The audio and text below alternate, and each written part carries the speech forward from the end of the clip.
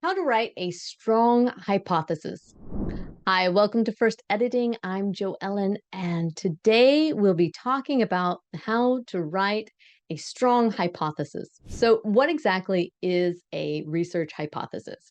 It's essentially the foundation of your thesis, and it clearly states what you'll explore in your research.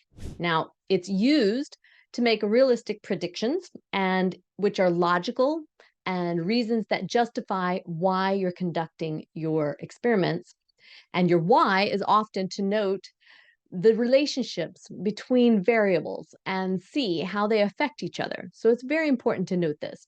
You should also explain how you'll collect your data and why you're doing this research in the first place. So, there isn't just one type of hypothesis, though. In fact, there are around seven, and each is specific to the type of study you decide to do.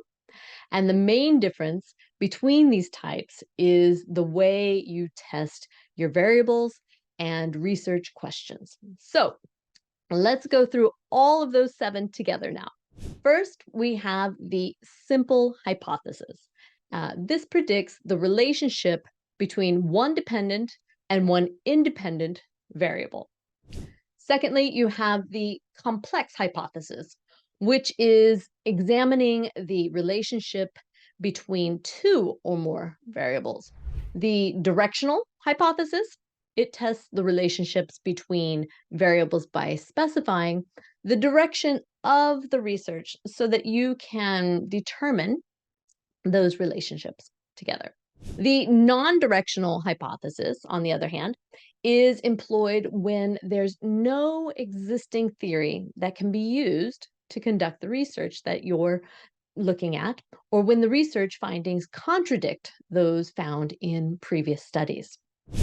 So we have next the associative and causal hypothesis. This looks at how a change in one variable also changes the other variable.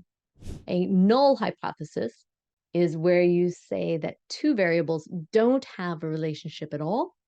And even if there is a change in the independent variable, the dependent variable will always stay the same. And any results are random or not significant to that. So finally, you have an alternative hypothesis, and this confirms if two variables are really related. It focuses on the dependent variables and it looks for any changes caused by changes to the independent variable. Now, the results of this hypothesis are usually not random and are significant. There you have the seven main types of hypothesis. Now, let's have a look at what makes a good hypothesis. First, you need to make sure that your hypothesis is testable. You do this by confirming whether the independent variable can be manipulated in the first place.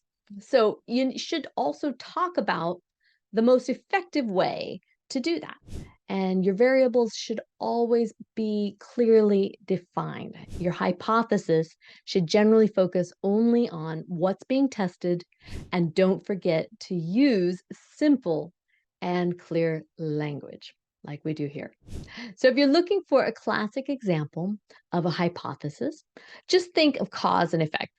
This is where you're testing how one variable impacts the other. So, for example, if X happens, then the change will be Y.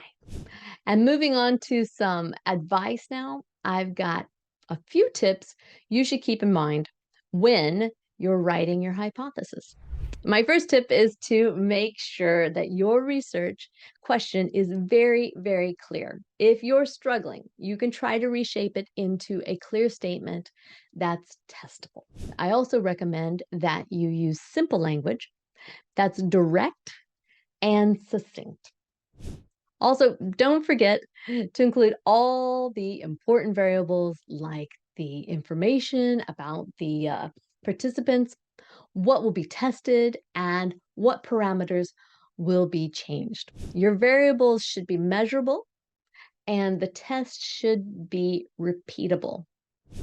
Now, my last tip is to always research the existing literature before you do your study to make sure that you're always doing something that's new and contributing to the overall field. So that's everything for today. Thank you for joining us. I hope you enjoyed this video. Please remember to subscribe and like and follow. And don't forget to leave any comments or questions you have below, or drop us an email at editors@firstediting.com. Thank you for watching, and I'll see you in the next episode.